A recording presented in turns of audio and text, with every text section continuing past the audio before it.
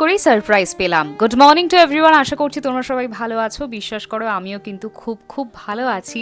আর তোমাদের কমেন্টগুলো যত পড়ছি ততই যেন মনটা আরও ভালো হয়ে যাচ্ছে।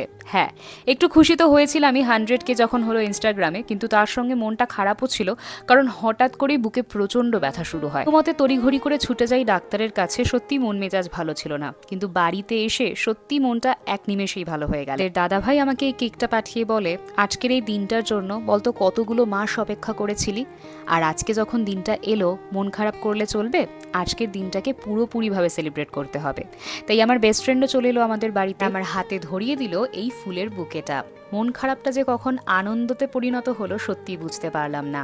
তোমাদের সকলের প্রত্যেকটা কমেন্ট আমি পড়েছি এবং আমার প্রচণ্ড ভালো লেগেছে। তোমরা আমাকে এত এত উইশ করেছো, পাশে থেকো এভাবেই। আশা করছি জীবনের সমস্ত খুশি তোমাদের সকলের সঙ্গে এভাবেই ভাগ করে নিতে পারবো। আমাকে কংগ্রাচুলেশনস বলতে ভুলো না কিন্তু।